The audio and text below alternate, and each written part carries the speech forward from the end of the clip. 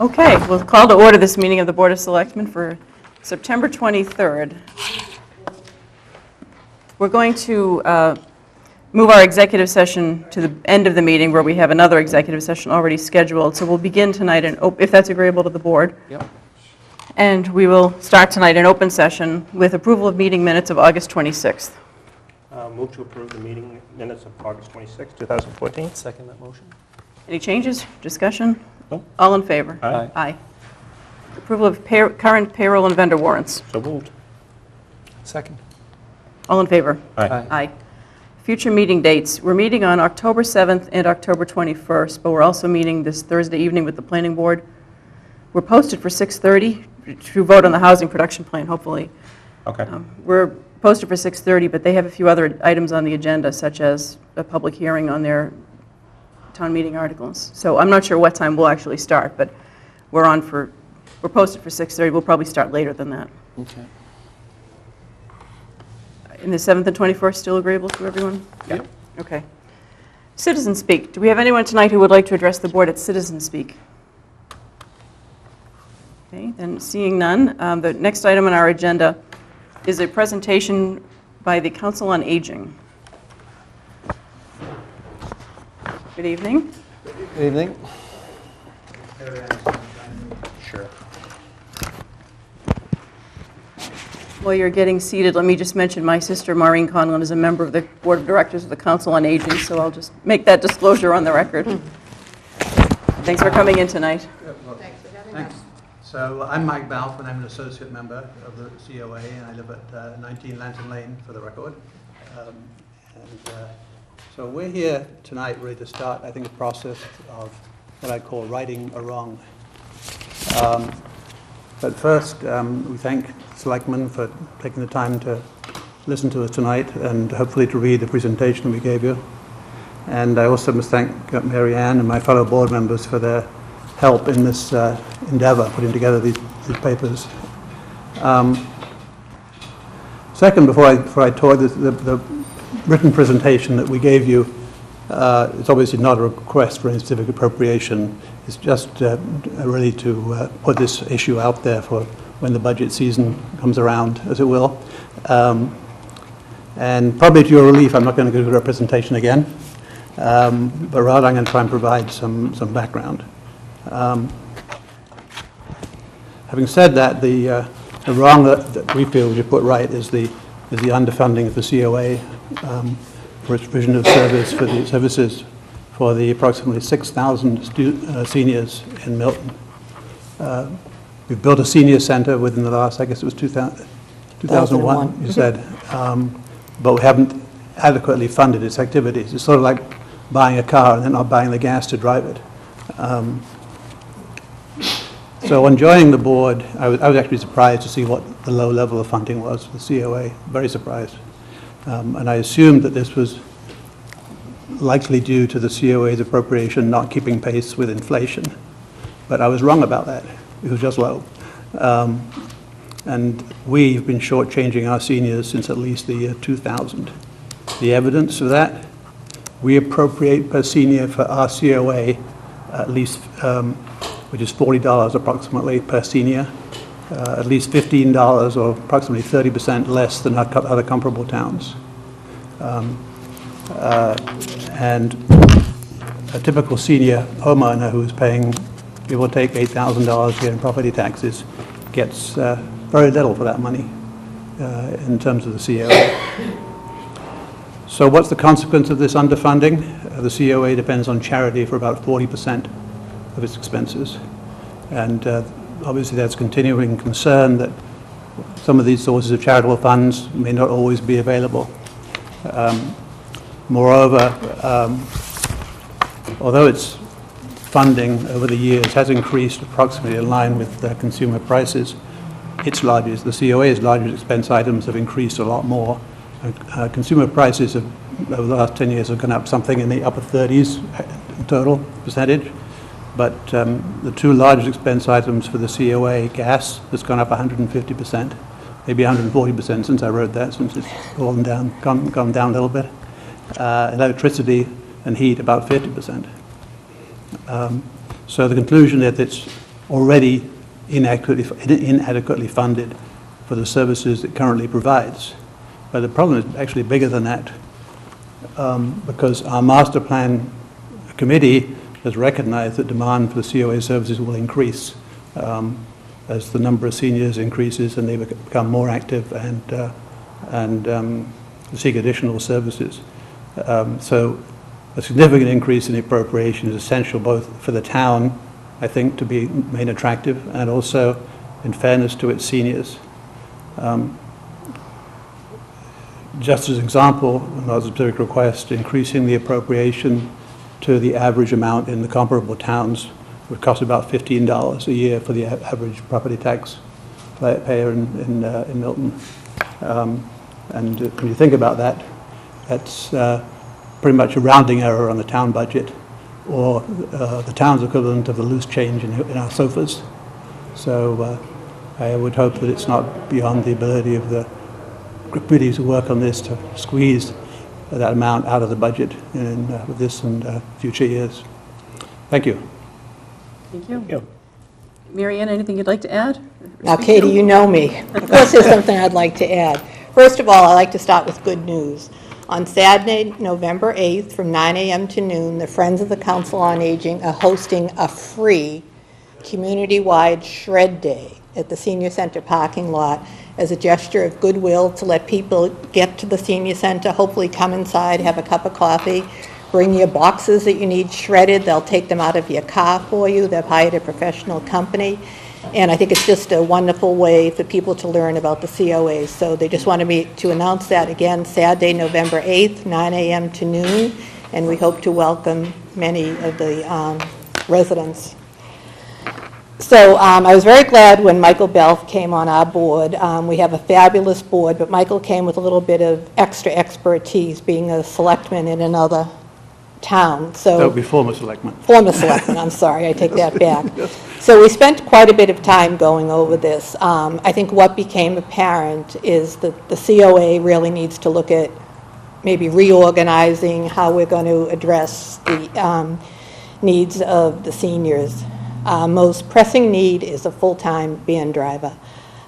Katie being on the Warren Committee, Tom being on the Warren Committee, you have heard me come before you and ask if this is a possibility. And what happens is, I'm always told, as with everything, there's not a lot of money. We don't want to hire another benefited position. And I hate to throw anybody under the bus, trust me, but I'm just, after 21 years, at the point where I don't really understand that. I know we just hired I'm sorry Bill's here, but a painter for the Consolidated Facilities Committee. I know it's important to maintain buildings, but it's also important to transport our seniors to critical medical appointments. The numbers are just growing. People are living longer. Our oldest senior is 103, God bless her.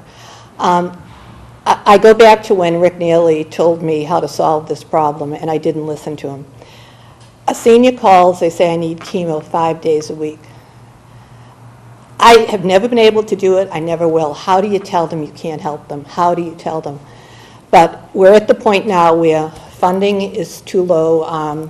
Michael referred to the high cost of gas and the sheer number of people who are requesting the service.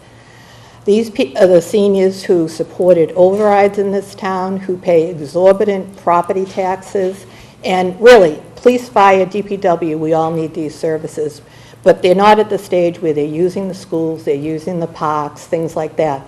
But what they're saying to me, and especially the boomers, is we want to have evening programs, we want weekend programs. Other towns that we compare ourselves to, Hingham, Needham, all have these type of programs. We can't do it here in Milton. We're short-staffed. Last Wednesday, we had a program on Assisted Living 101.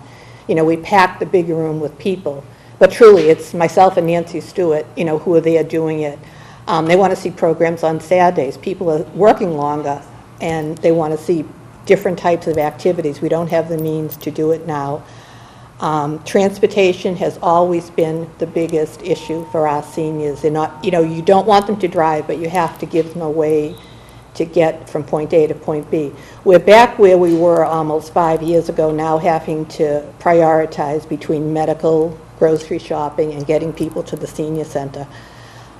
We are in desperate need of a full-time van driver. I don't even know how else to say it. It's something that I think we owe the seniors of our community for all the support they've given and continue to give.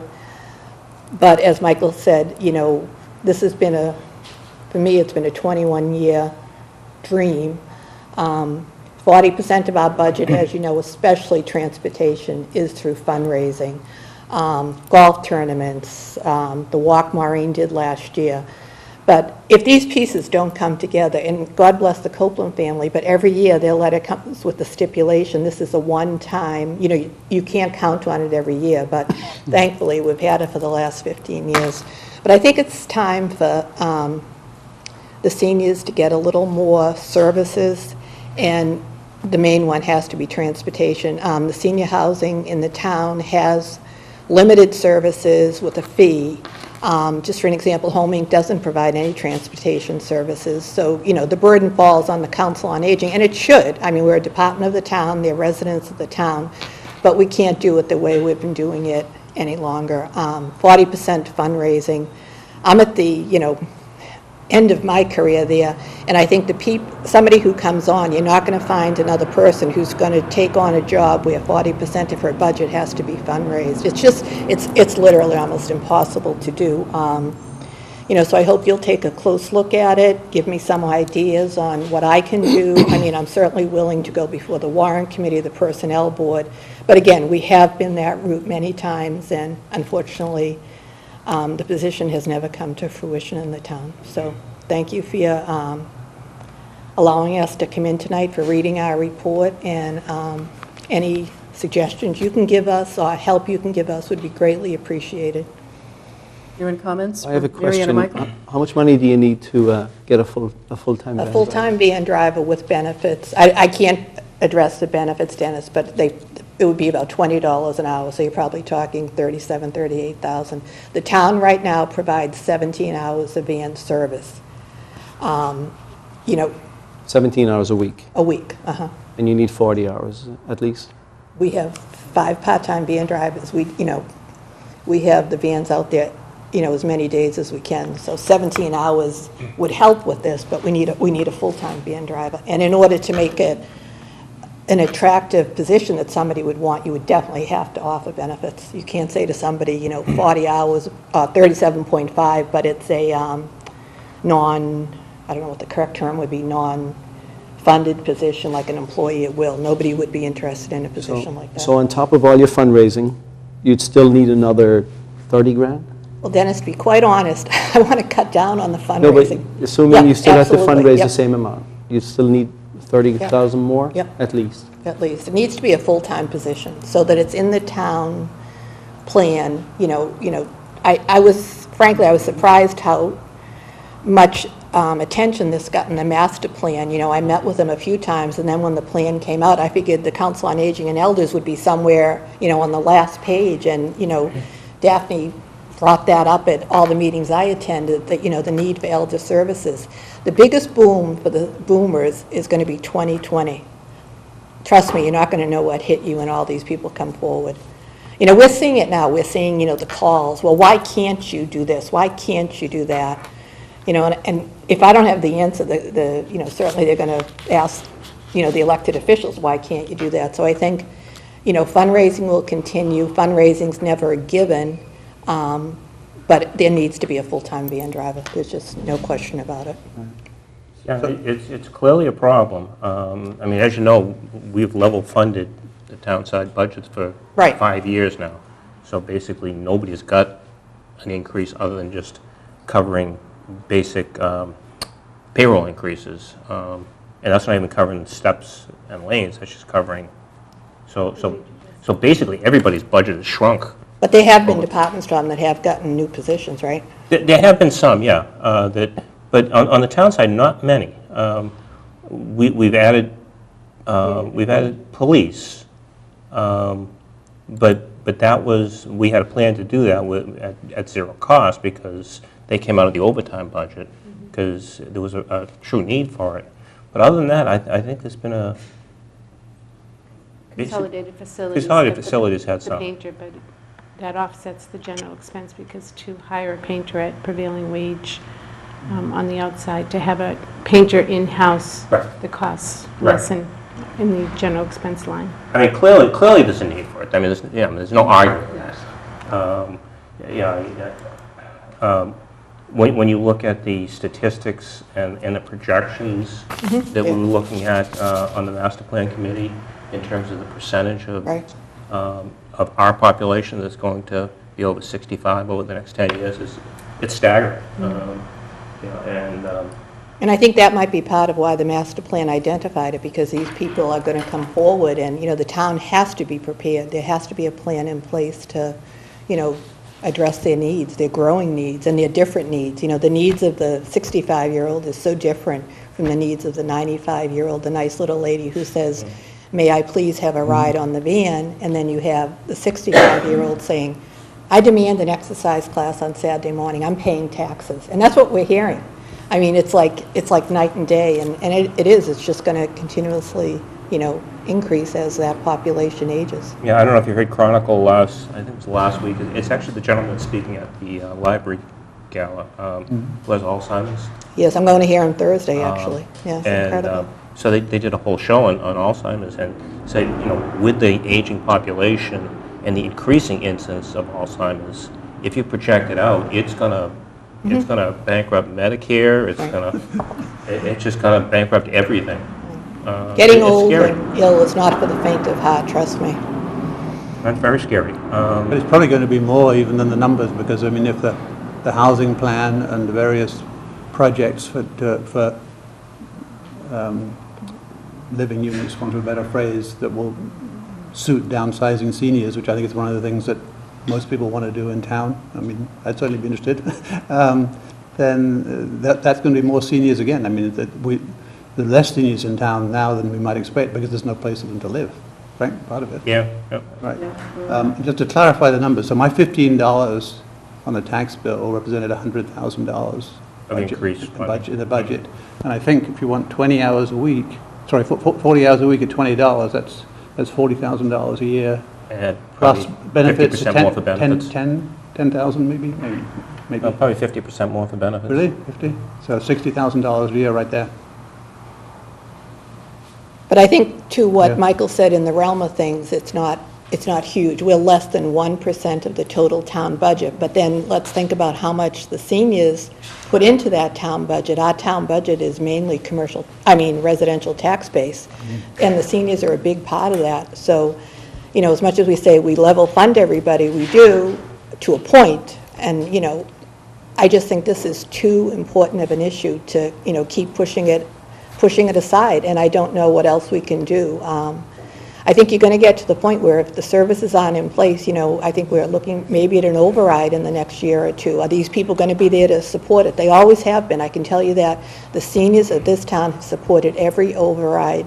They come out, they vote for it. You might think they don't, but they do, because they feel vested in the town. And when you look at what a wonderful community we have, I dare say it's thanks to the sacrifices that some of these seniors have made that Milton is the wonderful community it is. And I think it behooves us now to help them when they need it most. And, that's why we're looking to you to see if you can help us. Well, all of the town departments are important, and yours is one of the smaller budgets, and you don't always get the recognition that, that is needed for this department, because you do serve a very big population. So something for us to think about as we start budget season, and maybe have some follow-up discussions with you about. Okay. I'm sure the warrant committee might be interested in hearing this presentation as well. Might be a good idea for you to go into and talk with the warrant committee. Is the 5,700 on here the number of seniors that the Council on Aging is serving? No, that's the total number in the of it, town. okay. Right. The total number we served last year, because I have to keep records from the state that you would not believe, was 2,175, unduplicated. That can be something as simple as making a phone call, where do I go for help, Right. but we have to keep those records. Okay. So it's a growing segment of the town, and I a understand. It is. group that really needs some help from all of you. Well, thank you very much for Okay. Thank you. your presentation and Thank for you. talking with us Thank tonight. you for your time. Yeah. Okay, we are on now to the police patrolman interviews. We have Chief Wells here with us tonight. We have 2 candidates for lateral police officer positions. Thank you, everyone.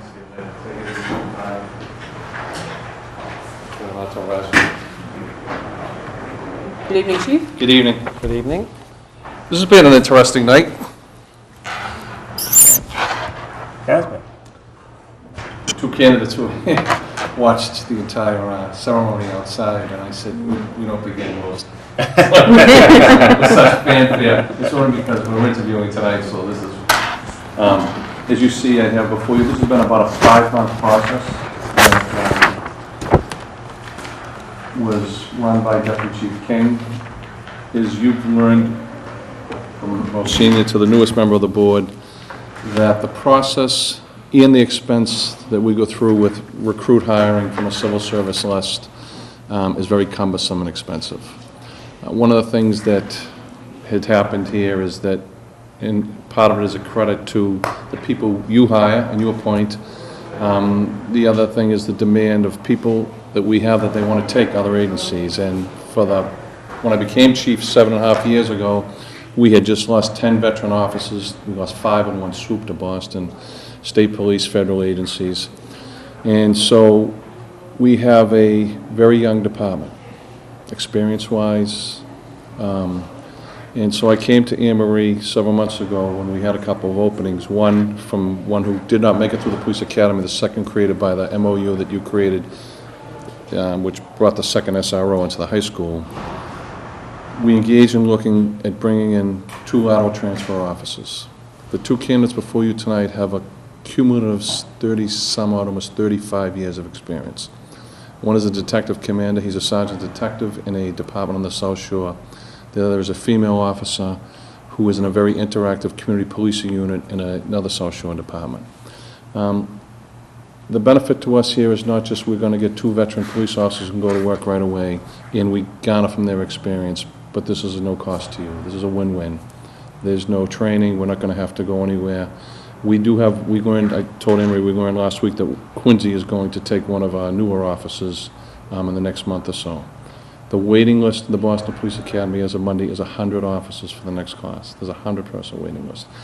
So I'm very happy and grateful that you allowed us to do this. It's not the normal way we hire, but this is a way for a quick infusion of 2 very skilled veteran officers who bring a lot to the table. So with that, I'll begin. Go ahead, I'm sorry. If there, just one question. You said one of our patrolmen is going to Quincy, is that? We just found out. That'll be coming, I don't know exactly when, but it's going to be, I'd say, within a month. And we just got that from the city. That's a lateral move as well. That's a lateral move as well. The one thing is we took him as a lateral move, so he didn't cost, you didn't pay to train. So that's one, the sad thing is he's a resident of town. We know him very well. I feel bad that he's leaving, but I've learned it's a business, and that's just So will that create another vacancy? another vacancy. Yes, that's when I called Boston just to get an idea, and it's 100 deep, the waiting list for the January class. So we're able to fill these tonight, and I'm ready to bring the first candidate when you are, if you don't have any further questions. Oh, that sounds great.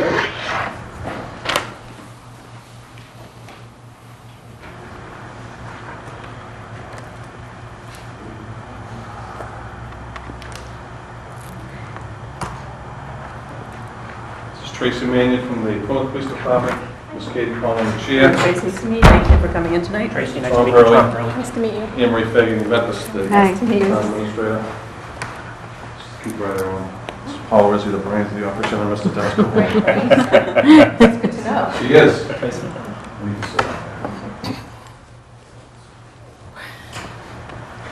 Well, Tracy, thank you for coming in tonight. Thanks for having me. We want to give you an opportunity to have an opening statement if you'd like to, and if not, we have a few questions that then we can delve right into. And we'll go around the table and we'll just ask a couple of questions each that the town administrator's prepared for us. So we're always all set when we have some prepared questions to start with. But if you'd like to give us an introduction to yourself, say a few words, that'd be great. Sure. My name's Tracy Mannion. I'm 43 years old, and I have 3 children. They're 13, 12, and 8, and are a handful. I've been a career police officer for 17 years. During that time, I worked both the day shift and the evening shift. I am currently a member of the mountain bike unit and have been for 3 years. In my off time, I play soccer, which, much to my chagrin, my body doesn't want me to do it anymore. I also am very active in the community. There are 2 specific projects that are kind of near and dear to my heart. One is something called Score for a Cure, which is a weekend-based charity tournament for breast cancer survivors and research. The company, they do a whole weekend of soccer, basically play soccer games and give the money to the charities, and they give financial assistance and aid to women who have gone through breast cancer, chemotherapy, radiation, and basically care bags, which provide them with comfort and care during the course of their treatments. And the other one is, I'm actually a founding member and on the executive board of something called Liam's Run. It's a 5K road race that we do the last Sunday in September. It's actually this coming Sunday. And it basically raises money to help families who lose children. And I write the checks out to the families. We actually help with counseling services. We help with financial aid if they need it in any way, burial services, clergy members, things like that. I think you may have anticipated a couple of our questions, but we'll go through them anyway. All right, so the first one is, you've been a police officer for a long time. Why did you choose a career as a police officer? It was kind of something that I actually fell into. I was looking to, I was always interested in law enforcement. It was something that always fascinated me. And it was something that wasn't necessarily a plan of mine as a child, but it's just something that I kind of fell into and really liked and thought I was good at. And I kind of just had a passion for it, and it's something I still enjoy doing. Okay, thank you. So this is kind of our chance to grill you, shoes on the other foot a little bit, so it's Okay. fun. So my question is, what made you interested in leaving your current job and applying for a position with the Milton Police Department? Milton's actually a pretty great community. I've been up here a few times for different parades and things with my children, and it's got a great small town feel to it, which I like. But it's actually close enough to the city to provide some diversity, which I think is fabulous, both professionally and personally, for me and my kids. The department itself has a great reputation, and it's something that I'd like to be a part of. Tracy, can you describe any police initiatives you took while you were at your police department? I think the biggest one, it's not necessarily, it's police related as a result of my friend Matt, his son Liam was the one that passed away, was when he lost his son. A friend of mine and ours, like a coworker, thought it would be a great idea to just really involve the community in helping other people, because when you lose a child, you forget everything, how to pay your bills and go to grocery shopping. So it was something that we became very actively involved in with the community, and to ensure that the police department is very involved in it as well, and the fire department is involved in it, and we get the whole community across the board involved in that specific endeavor. And it's like 900,000 people come out.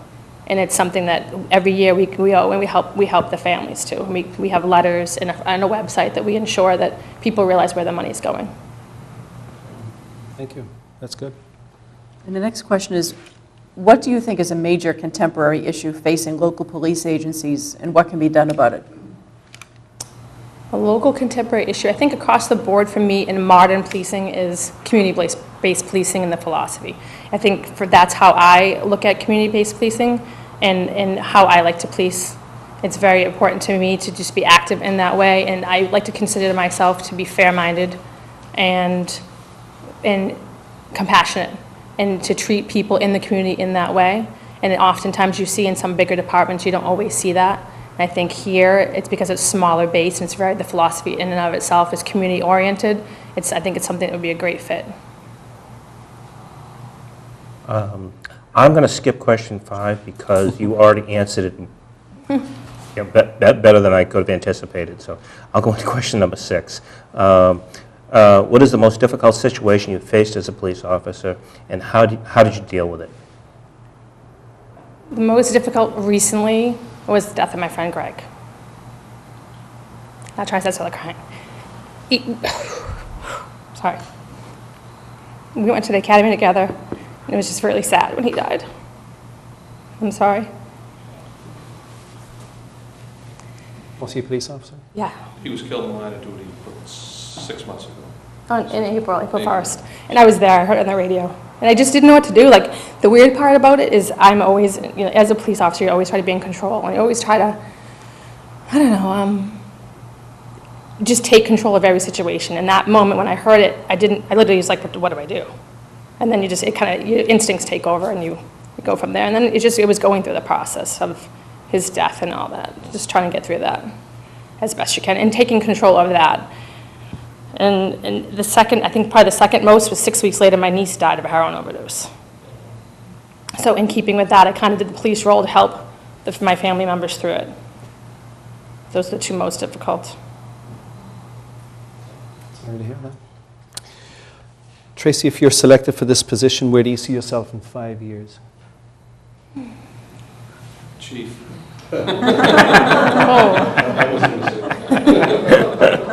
I wouldn't take that away from you. In 5 years, I would like to think that I would be a fully integrated member of the police department, be really proactive and a productive member of the department, and be, here with strong ties to the community and be involved in community activities here. Sounds good. We have no further questions, Tracy, but we want to give you an opportunity to ask us any questions or to make a closing statement or tell us anything more about yourself that you might like to share. I'm sorry that I almost lost it there. Perfectly all right. Very recent, very Yeah. understandable. He was a good friend. I don't really have any questions, I don't think. But I thank you for your time and for the opportunity. Thank you. Thank you. Thanks, Tracy.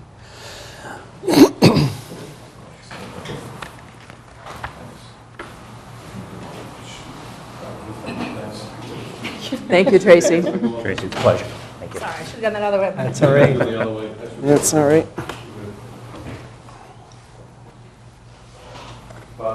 Hi, Bart. Katie Conlon. Anne Marie, Mr. Tom Hurley. Mr. Dennis Cohen. Pleasure to meet you. How you doing? Hi, Bart. Thanks for coming in tonight. Sure, thank you. We want to give you an opportunity to maybe give an opening statement and just tell us a little bit about yourself, and then we have a series of questions that we'll each take turns asking a couple of questions. Sure. My name's Bart Forsese. I'm a sergeant detective with the Hull Police. I got on that job full-time in 1998, and I've worked in all aspects of police work, from a foot patrol to bicycles. I actually started out in the department as a seasonal walking the foot beat and so forth, and now I'm a detective, and I run a drug unit right now in my department, and very active with that. And I went to Curry College here in Milton, graduated from Don Boston Technical High School in Boston. I grew up in the city, and I currently live in Braintree with my wife and 2 children. My wife's Susan. Okay, well, thank you. The first question is, you've been a police officer, obviously, for a long time. Why did you choose a career as a police officer? It's just something I've always wanted to do ever since I can remember. All I wanted to do was be a policeman. And from as long as I can remember, that's just what I wanted to do. And we'd go into the donut shops as a little boy, and I'd just see the policeman in there, and I'd say that's what I want to do, ironically. And Go to donut shops or be the police officer? believe it or not, they hang out there when I was little. They don't so much anymore, maybe. Okay, what made you interested in leaving your current job in Hull and applying for a position with the Milton Police Department? I wanted somewhere bigger. I think that my department's a good job to start with, but it's small, and I think that there's a lot more opportunity for advancement and a lot more opportunity to make rank. I've went pretty far in my department as a sergeant detective, but I feel that I like Milton's proximity to the city of Boston. I live, like I said, in Braintree, and I feel that I could do well here, and I think I could grow here. And it's still a small town. It's still not a big city, and I like that it's a much larger department with more people and more to do. And certainly because of our proximity to Boston, we have some unique policing problems here that you wouldn't find in other communities, I think, for a small community. Sure. Bart, can you describe any police initiatives you've been involved with at your police department? I started the Nantasket Beach Car Show back in, I believe, 2005. And initially it was to benefit the Jimmy Fund. But as it progressed, we changed the sponsorship to Cops for Kids with Cancer, which is a nonprofit organization, and what we did is we had a car show on Nantasket Beach, and what made this show unique from other shows all around the Northeast is that we actually blocked the road and had the classic cars park on the road, and all the people that showed up paid a fee to have their car showed, and then people would walk around and donate to the Jimmy Fund or now to Cops for Kids with Cancer. And this year, in 2014, it was the 10th year, and now I'm having help from the Hull Rotary, which started a couple years ago, but prior to that, me and my chief were pretty much running the whole thing ourselves, and I think that was a good thing to do for the community. I think that everyone's touched by cancer. My family's definitely been touched by cancer, so to have the opportunity to do that and to see it grow from 200 cars the first year to 500 or 600 cars now, it's just known all through the car community at the shows in the summertime right on Nantasket Beach. As I read through Bart's background, I noticed all the cars. And then I finally read the charity of it. Yeah, I have a passion for the The automobile. 1988 Viper sounds really interesting. That must be a nice car. It's fun, sure. Bart, what do you think is a major contemporary issue facing local police agencies, and what can be done about it? I think that obviously domestic violence is the forefront of everyone's problems. I think now we're starting to look at handling not just the arrest, but handling the victim with risk assessment forms and being able to go back and have reports generated and go back and see how they're doing, and having liaisons to the courts go in and find out how the woman or the man is doing, the person that's been battered. And I feel that that's a hot topic, and it's been around since mankind, and as of late it's been in the news, and it's constantly on the forefront. But I think that at least in Plymouth County right now, we've done a lot to try to stop the cycle of violence and try to solve the problem. If that answers. Okay, thank you. Again, I'm going to pass on question 5 because it's a question about charities in the community. I think you answered that very well. So I will ask question number 6, which is, what is the most difficult situation you've faced as a police officer, and how did you deal with it? It's difficult to deal with situations in every job, but in a police job, it's difficult to sometimes communicate to the public. I've had the ability as a walking policeman and then as a bicycle policeman, and it to be a small community, to be very approachable, and with my first name being Bart, then people come up and I'm very approachable, and that's helped break down the walls or the separation. I think that policing get away from that with the cruiser, not the foot beats years ago, and we're back to the community policing and walking the beat. So I think that was a difficult thing for most people, to walk up to a policeman and feel comfortable. But I personally think that I've dealt with that very well, just being accessible to the public in a small community like Milton or where came from, to be accessible and to be able to talk to people and to help them. We're problem solvers before anything else. We solve problems.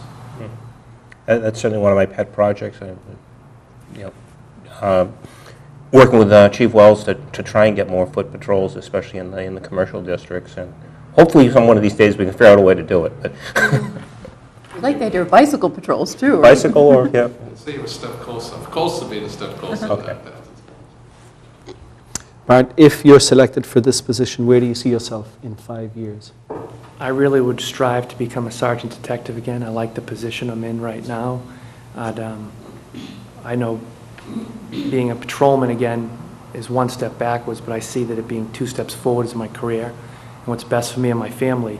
And I would like to get to the level of sergeant detective again. I feel that that's a great position in a police department where you can make a difference and you still can be on the street helping people and solving crimes and working with the community.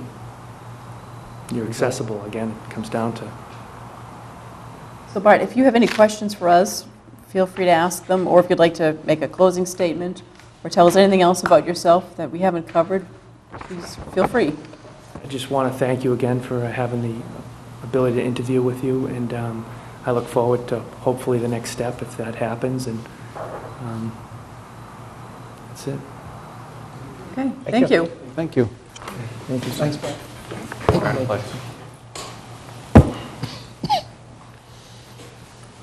Thank you very much.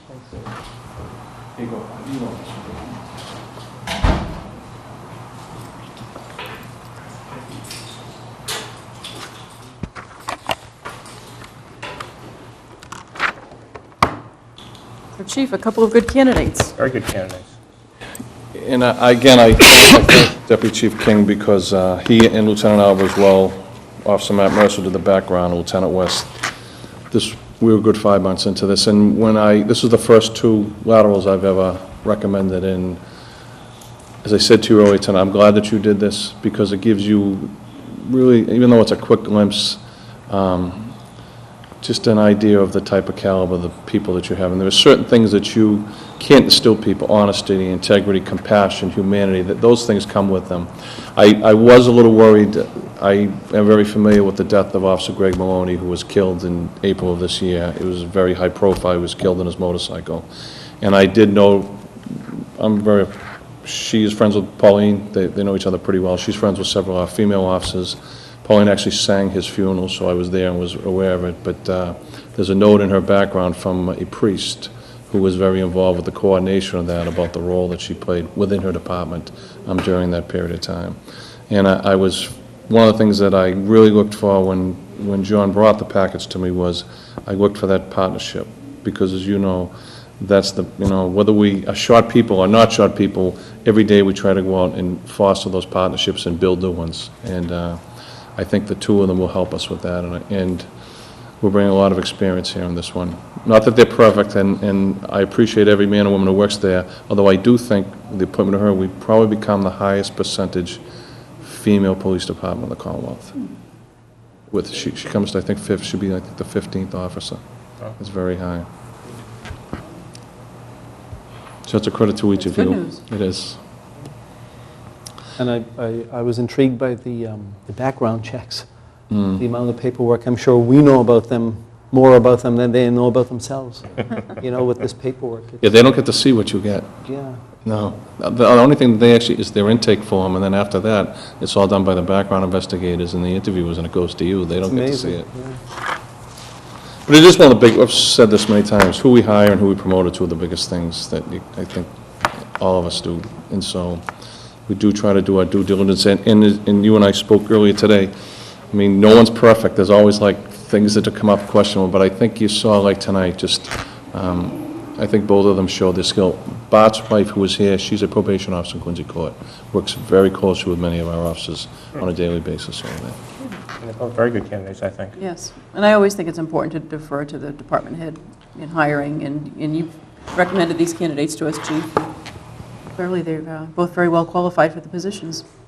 I'll make a motion to approve the recommendation of the police chief to appoint Bart T. Forsesi, 24 Lowell Street, Braintree, Mass., as a lateral transfer patrolman to the Milton Police Department, subject to a successful medical review and personnel board approval. Second. Motion made and seconded. Any discussion? All in favor? Aye. Aye. And I'll move to approve the recommendation of the police chief to appoint Tracy Mannion, 9 Bog Hollow Drive, Plymouth, Mass., as a lateral transfer patrolman to the Milton Police Department, subject to a successful medical review and personnel board approval. Second. Discussion? All in favor? Aye. Aye. Thank you very much. Thank you very much. Do you want to do the cadet while I'm here? Yes, Yeah, let's let's go on to the police cadet, who looks like she's more than qualified to be a cadet. She could be chief. I'm not sure. So I did send to you a background. We've had a recent cadet exam. This will be the first hire off of this, and I anticipate that we're probably going to be back shortly again.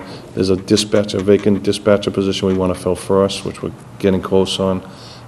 So this is, I think, going to be the first of 3, but this is a young woman who, as you saw from her background, she was first brought to my attention by a captain who runs the Family Justice Center in Boston, Genevieve King.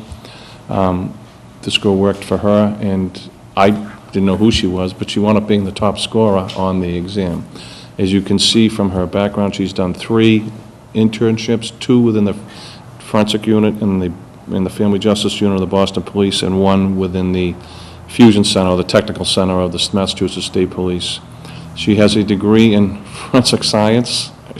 we figured out, I explained to John and I were trying to figure out how she has a bachelor's at 21 already. She started college at 17 years of age.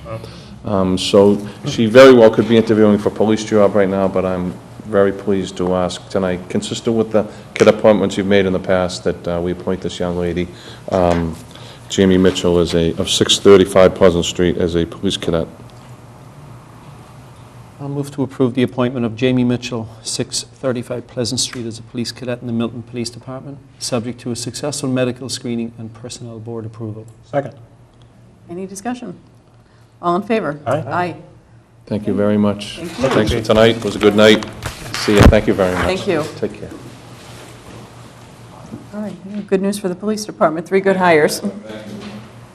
All right, our next agenda item is a meeting with Bill Ritchie, who is our Consolidated Facilities Director, and is here to give us an update on what his department has been doing. Hey, Bill. Hi, Bill. Well, thanks for having me. Thanks for waiting with us tonight. No, it's great. It was actually nice to see some nice interviews, and, you know what I mean, and look like fine police officers. You do. Yes, I gave you, a snapshot of the department. The first time we met, I did another snapshot. I can go through this piece by piece, but, there's a lot of pictures, there's a lot of projects that we work on. I'll go through it, and if you think I'm saying too much, you can tell me to, whatever, you can ask me a question. But basically, the big thing was capital projects. We received $104,000 last year. I'm finishing phase 2 of the major boiler work and upgrades in the town hall, and I put some pictures in the back there, show before and after. And also, we're finishing up the high school project. We received about $85,000 to do about 1,000 square feet of the paving behind Garrow Road out to Blue Hill Parkway. And we completed that. We ripped up the road, did some drainage. It was really falling apart. That road was never really designed for its intention today. It was an access road that was only designed for ball games. And once we opened the gates, it became almost like a public road. Everyone used it now, so it really took enormous amount of wear and tear over the last 10 years, and that's why it had to be done over. And I have to really thank, John Thompson and Dale from the engineering department. I use their expertise and their contractors to help me do the project. Good. So they spent a lot of time working with me. A good consolidation. That's what we like to see. I think a mention should go to Leroy Walker as well. He was the Yeah, one- well, he's on the capital committee. That was one of the biggest push on the capital committee. Right. Yeah. Yeah. And then, then we received from the Warren Committee, we had some one-time money, $85,600. I had a whole bunch of projects, and one of the biggest things there that the COA needed some upgrades for the heating and ventilation. So we spent so far about $15,000 doing some air conditioning upgrades and some control upgrades. We added a new unit, and we tried to take some of the older units and kind of refunction them to actually have better air conditioning. So we finished a lot of that. In Pierce Middle School, we replaced some major paving behind the road. We also redesigned, there was a retaining wall in the back of the Pierce that was falling over. It was about a $12,000 project to knock the wall down to rebuild it. I kind of engineered it myself. I knocked the wall down for the contractor and regraded it and saved about $8,000 instead of building a new wall. I just felt the wall, it looked pretty, but it really wasn't practical. And, I'm not those types of block walls, if you have the right person doing it, it's nice, but there was really not enough drainage behind it, so it just kept heaving. And there's a nice picture of it. You can see it really leaning if you look at some of the pictures. Main library, we do an enormous lot of work at the library now with, working with Will in the library board, and we're doing we're doing some electrical commissioning over there with all the heat pumps and trying to get them to work better control. So, and it's nice working with Will. He really likes the department, and where he's brand new in the job, he likes to support a consolidated facility. I want to keep going. Yes. Okay. We'll interrupt if we have. All right, yep. Town hall, I left a picture there. It's slowly updating some of the equipment here. We did a brand-new fire alarm control panel down the boiler room. The panel was like about 25 years old. It was outdated, so we updated that. We're continuing with the phase 2 of the new handicap hardware and master lock system. As we go around, we've been updating all the handicap controls, and we did a whole new master lock system in the building. The system was about 25 years old. We really didn't know who had keys. So now, Anne Marie and I, we kind of narrow it down. Only certain people have keys at the building. So we took back control, you know what I mean? So we know who comes and goes. Is there a phase 3? Phase 3 would be, yeah, we have about probably another 16, 17 locks. The hardware's expensive. It's about $400 a lock. So it adds up pretty quick. Yeah, and then there's a master key that you actually need a special card and have a key made.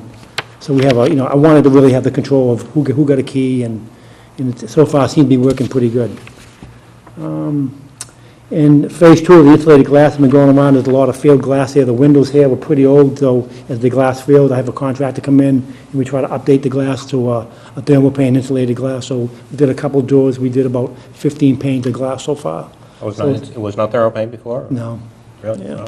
Yeah, I want to do the ones I think, that would be more energy efficient. And if we actually were to replace all some of these windows in 1972, it really, it's 40 years old, but it's about a $300,000 project. So I'm just thinking of slowly somewhere down the line. We have it in the capital committee somewhere down the line, but it's not high on the list. It's just out there. It's always nice to put things out there, but it's not, it's not a high priority. Yep. So, and then we have consolidated facility projects ongoing. We received over the last year, we received a couple of energy grants. We did received grants for like $21,000, and we continue to upgrade all the lighting, LED lights. We did all the schools. We received we did 15,000 light bulbs. We changed off from 32 watts to 28 watts, all in the grant programs. Free, you fill out the grant, you have to identify the projects, and they just ship the light bulbs. So we received about $21,000 in free light bulbs. So yeah, so there's a lot of programs out there, you know what I mean? So we did that. Council aging, we do ongoing painting throughout and waxing floors and stripping. Fire department, we did some major water heating replacement. We also did some fire alarm equipment. The fire, obviously we talked about the fire department. We know we're doing, they have a study. Their system, fire alarm system is very archaic. So what we did, we actually bought some hardware, new hardware, to take the place of some of the old hardware on the building and use the old hardware for parts for the other buildings, because you can't even find the hardware anymore. So, and that was all done in-house by our master electrician. So we're just trying to keep, that building really, they had 15 smoke detectors and none of them worked. So they had some battery operated ones. So we went in there, we actually made a major correction in there. So. That's pretty bad when the fire department's fired. Well, yeah, but it was just a system, well, I don't think it was a really expensive job to go out and bid it out. So if we did, that job, we probably did that job for $2,500 in-house, it'd be a $10,000 job outside. Yeah, because they're all hardwired. Yep, and we have the staff in-house, so labor's free. So it's really nice when you have in-house staff that can do that type of work. In high school, we did new water heater installation in the high school. Pierce Middle School replacement of the irrigation controller. The park department put an irrigation system in about 4 or 5 years ago, but they put the controls into the old box. The old box rotted out, so we replaced the whole box and out. We did that whole project in-house. Tucker School, we did major roof repairs. Can you just go back to the Pierce? Yep. Where's the irrigation system over there? That's on the back field, but the park department did it about 4 years ago. I got you, But okay. the controls that run the irrigation was an old box, it all rotted out. I see. So we took the whole box apart and Got it. we did all the hardware.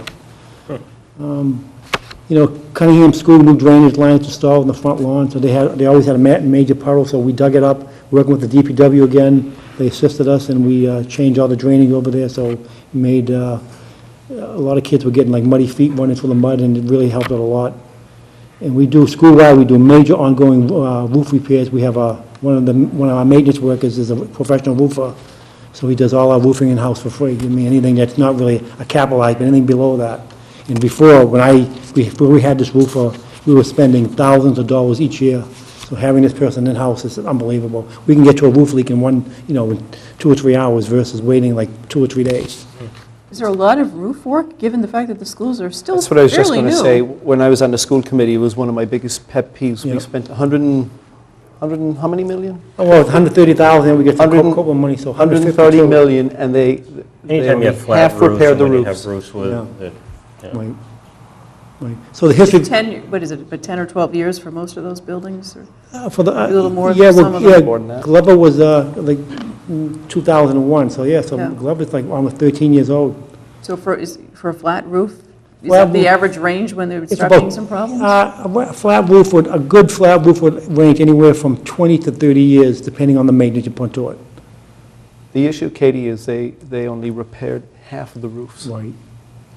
They fixed up the whole schools but left the roofs only half repaired. Yeah, So because it's an ongoing issue forever now.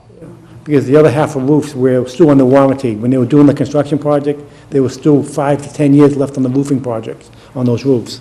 So, and they were deemed good, but now, 10 years later, On the schools that were renovated rather than... exactly, yeah. Okay. So we have, so Glover has, half the roof is the older roof, 1997. Tucker, half the roof is the old, Cunningham and Crawley cut half the roof. And Pierce, the old science wing, which was done in 1997, was a roof, and that roof was actually the staging to get to the newer project, which took a major beating. So, but no, it's nice to have this person in house, so we can keep it going, you mean? But somewhere down the line, we're gonna have to replace these roofs. I know it's difficult to do, and I know we've definitely saved money by having in-house people doing a lot of these. Do you have any idea, or could you even put an estimate on what the cost savings have been compared to if we had to do these projects? Well, I think the easiest one and the most fresh one in my mind is the heating ventilation technician who's actually on the school side, who actually works in consolidation also. Jim, was an $80,000 a year salary. Before, we were spending $60,000 to $70,000 for a quarter of the work he's doing on a full-time basis. So Jim's value to me is about $200,000, and we're paying $80,000 for Jim. Because he's a control expert. Not only does he do, the work, he goes in, programs the system, makes sure it's working properly, so we're saving energy. And he's at least one or 2 days a week, he's working at the library. It's a high-tech system, yeah, so it's very, our master electrician who we hired last year, he did the BDA project, the bi-directional attendants for the police department, running cables. Just him doing that project saved $50,000. His salary's $60,000. So that one project, yeah, exactly. It's amazing that your savings. But you still have to have the work, you have to have materials, and, but it's, Bill, I just have one more question on the roofs. yeah. We have a lot of solar panels on the roofs now. Any issues with those? No. Any leaks? None? Now, we have periodic leaks to solar panels, because obviously, they are mounted on the roofs, and, there may be a leak underneath it, but we have we go up and within one day we find a leak. But nothing major, Yeah. small little leak, you're always gonna have roofs, because you always have seams, and it's on the roof, like, they're huge. We have a lot of acres of roof on top of the buildings.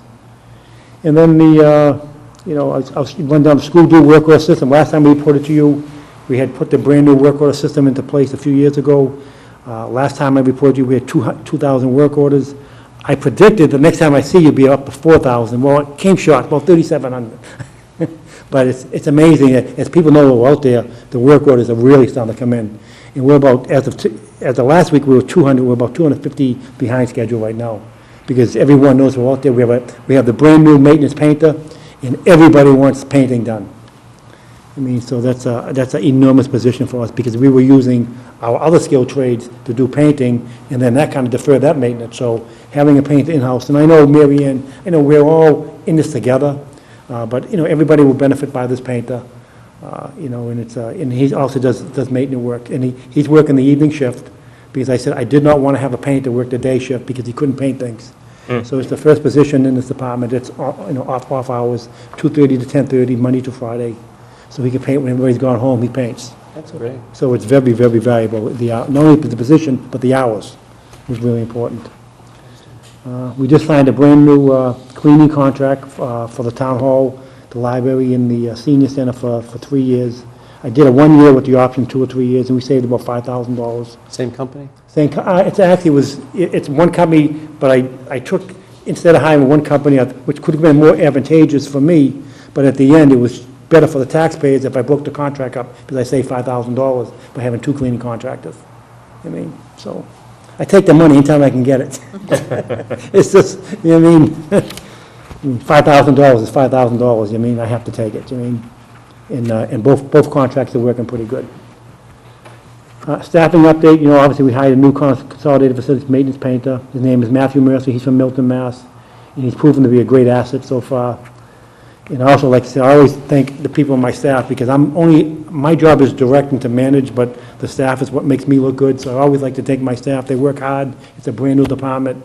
Obviously, they have to work hard every day trying to prove themselves as a new department. So my hat goes out to all the guys that work, guys and girls that work for me in the department.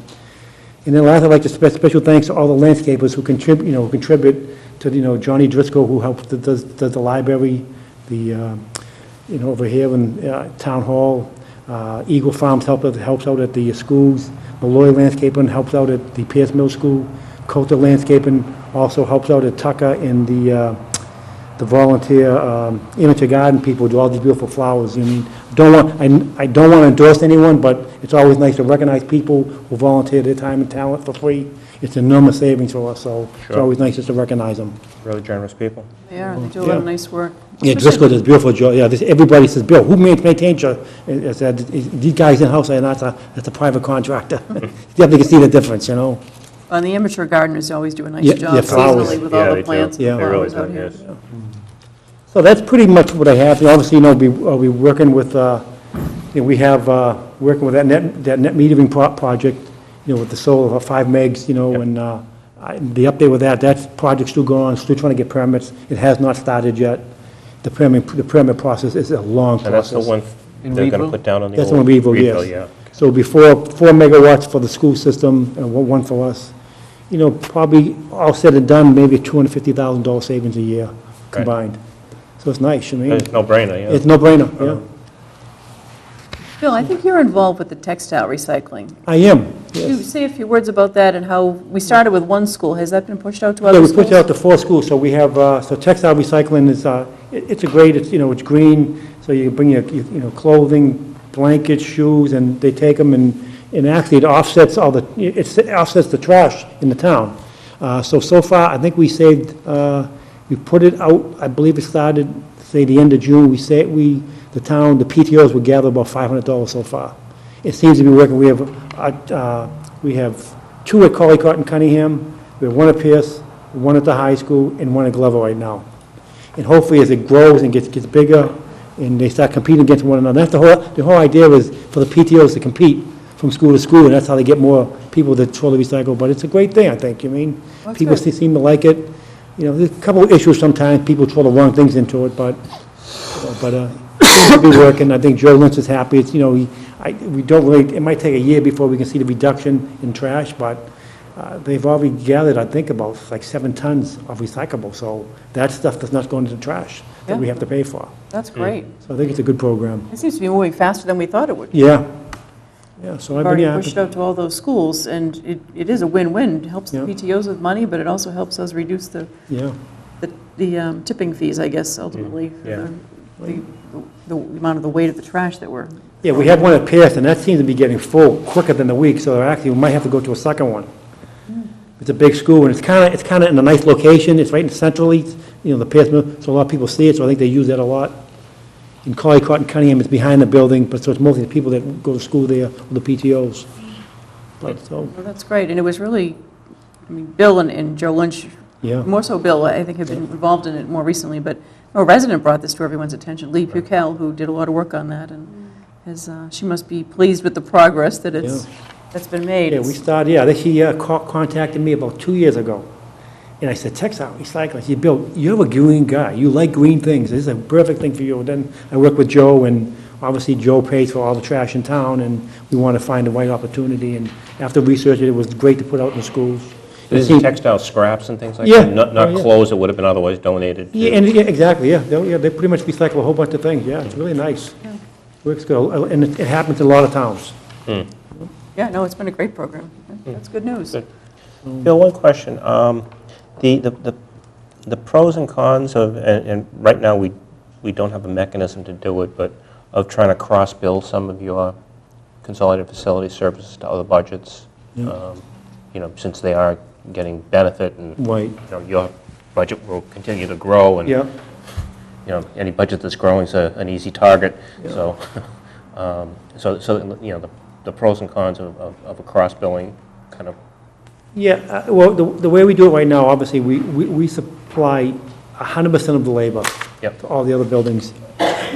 I will have to say, I was kind of nervous at first, I said, nobody's going to want to pay for bills, but, the library, the police department, schools, no, I give them the bill, they do pay the bill. For the materials. Yeah, for all the materials, Right. so it does work good. At least that's getting done. It's getting done, the hard part for me in not having the history, because, it's all predictive. It's very hard to find out what does it really cost to maintain, to put a budget together, to repair things. I don't know from day to day. I mean, it's a whole different type of engineering. Somewhere down the line, it would be nice if we could have some 5-year history and say, okay, we're spending $50,000 at the school department for supplies. Maybe that money could be funded to my budget. Right. With a library, 10,000 or percentage, or you come up with a square foot cost, Yeah. I think we found out that, that was, it was almost impossible to do when we were on Very hard. that committee when Yep. when the Yep. consolidated facilities first got Yep. started, that the answer consistently came back, we don't spend any money. Right. We have no budget for it. Yeah. If we need it, we find it from someplace else. But I will say that all the departments have been very good, with even Joe Lynch, the library, the police department, COA, Council of Aging is very limited budget, so my budget, I try to pay for a lot of their things, because they really have a very mean and lean. So for right now, it does work. I mean, it's not, nobody's saying, Bill, I want the labor, plus I want materials for free. It doesn't seem to work that way. But as the department grows, and I really haven't been putting out, going to the Warren Committee, a lot of, building my budget other than labor. Right. Because you really need the skill. I mean, I have, the goal is the next 2 years is to get another general maintenance person to support the heating, ventilation technician, and my master electrician. Because when they're up on the roof by themselves, they need to run down to the truck, pack their bags, go down there. And it's always good when you're dealing with live controls. It's nice to have somebody with you up on the roof. God forbid if anything would happen, it's nice to have somebody there. And maybe down the line, maybe a licensed carpenter that can do masonry work and do petitions and stuff. But I'm just going slow, like I said, and, I know the budget's a lean, but I'm just slowly trying to build a department. That's pretty much it. Good. Great job. It's Thank you, fun. Bill. It's a challenging day. Every day's busy. Never a boring day, I'm sure it's not.